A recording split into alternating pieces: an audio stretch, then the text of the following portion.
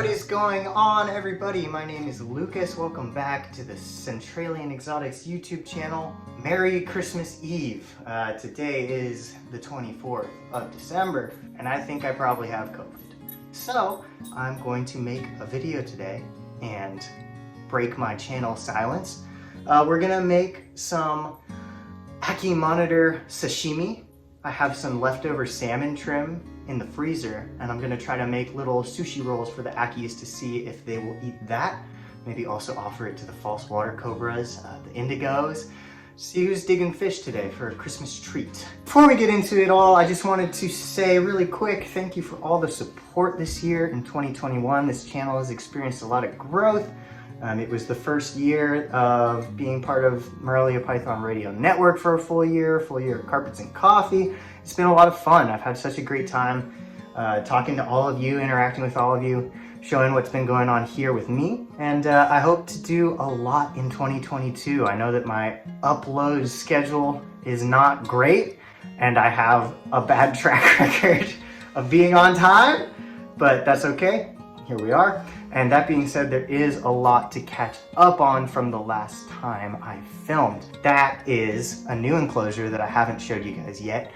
Let's go take a look at that. So for those of you who know that I am in grad school, one of my assignments for herpetology this semester was to construct a natural history informed vivarium for a species of my choice. And I chose to complete the assignment for an Ackie monitor, Varanus acanthoris.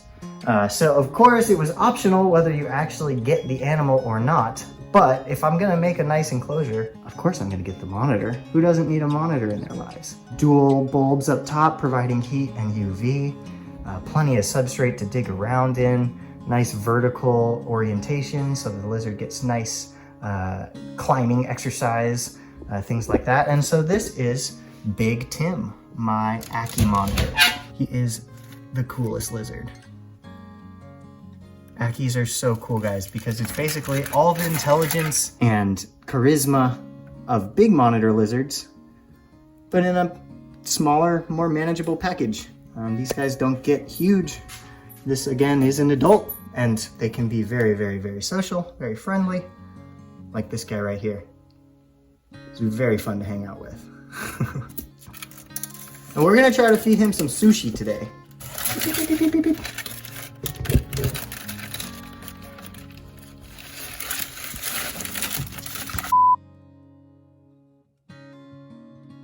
And here is an update on my female rough scale python. She's doing really well. She's eating great, putting on size. This, of course, being a 2020 baby from Nick Mutton, Inland Reptile. I love this species. They are such an incredible animal. And you may remember from the last vlog, I also got this male rough scale python. So now I do have a pair of the species. This one was produced by Brett Bender, Fieldstone Herpetoculture out in Texas. And he is doing great. He has such a nice look to him, eating like a champ. I love this snake. Before we get into the sushi making, let's talk about breeding season really fast. So it is that time of year where I've started cooling, cycling all of the snakes that I plan to try and breed this season. Of course, the Reptiles pythons are starting their winter cycle. They are not in a deep cool yet because they're spring breeders, and I start them a little bit later. So what this means is I'm gradually cooling them down at night, still allowing them a little bit of warmth in the 80s during the day. And then after about a month of cooling them in their enclosures, I will be removing them from their enclosures and cooling them in my living room where I can get them down into the 50s. This is a species that does best with reproductive cycling when they can get nice and cold.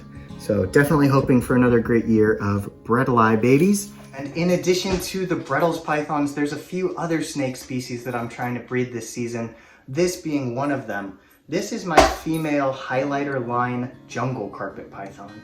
Beautiful, beautiful line of jungles. It is not necessarily considered pure, but that doesn't really matter to me in this case. Just look at that snake. This girl has been together with the male for a few months now, and they've been locking up very consistently almost every time I introduce them. So that is very promising. I'm hoping to get a nice clutch of highlighter line jungle carpet pythons this year. I'm gonna go ahead and actually pair them up again right now because we've got some rain rolling in the next couple days. You guys know low pressure systems is always a good time to put your snakes together. So let's get this lady her man back. And here is the male, guys. Let's put them together and see if they will lock up during this next storm.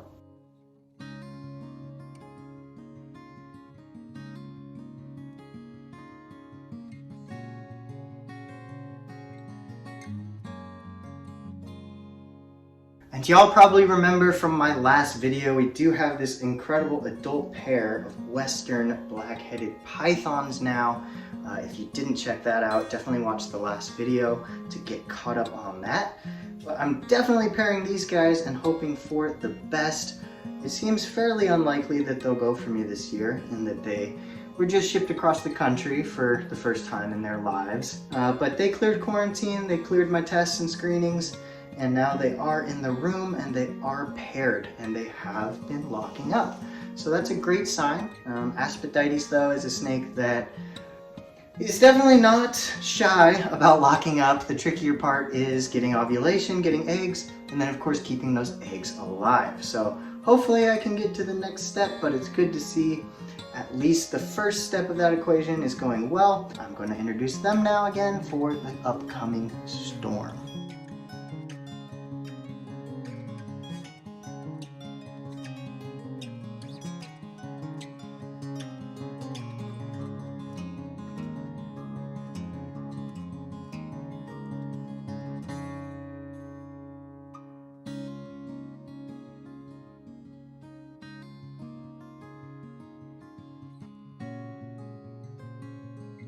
What better place to quarantine than next to the Christmas tree? We got Phyllis and Clever Girl, Eastern Indigo snakes. Drymarchon cooperi, the largest species of snake native to the North American continent.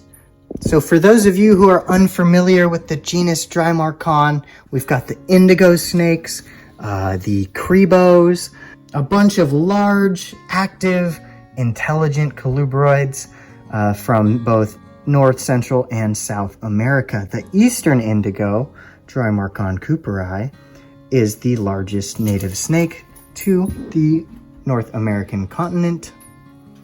They are incredible. Check that out.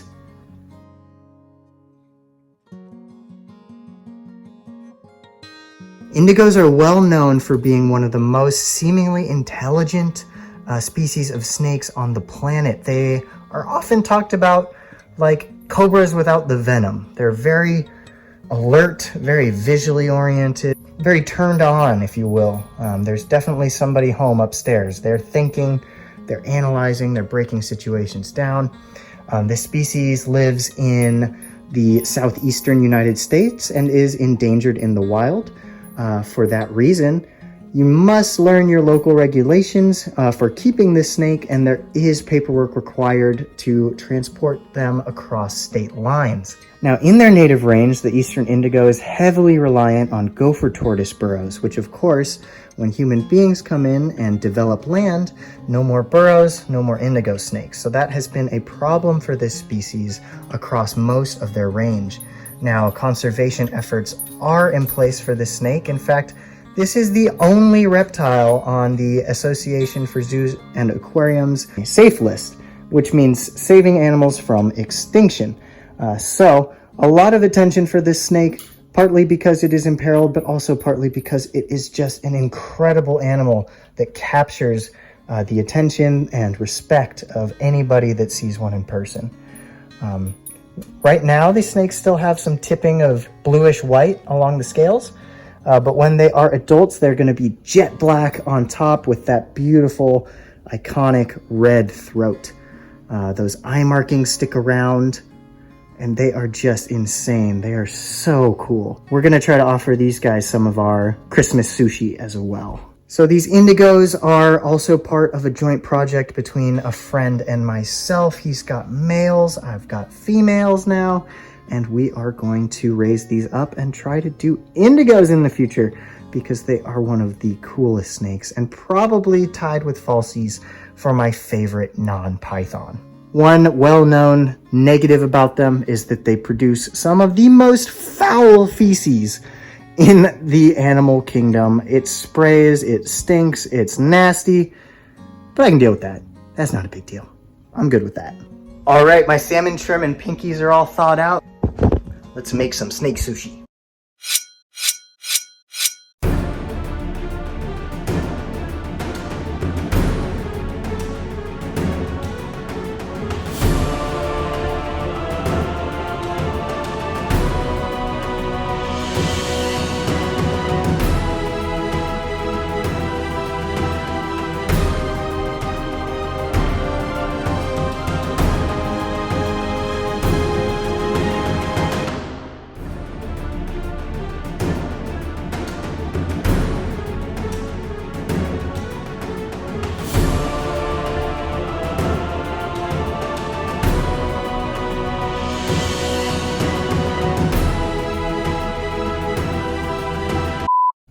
Alright, I'm gonna be honest, these look way worse than they did in my head.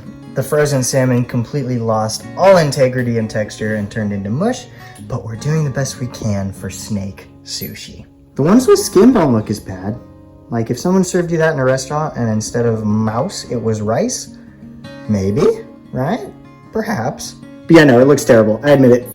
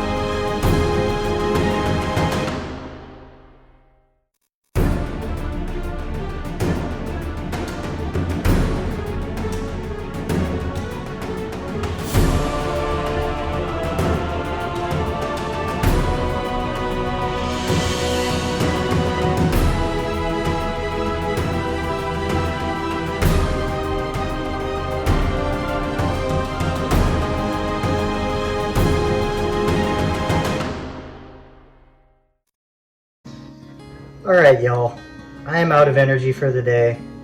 Like I said, 99% sure I have COVID, just waiting on my result. So I'm gonna go ahead and edit this video and then probably sleep the day away. A very Merry Christmas to each and every one of you. Thank you as always for supporting me and checking out my channel. If you have not already, subscribe to the channel, like the video if you did, and I'll talk to y'all soon. Bye.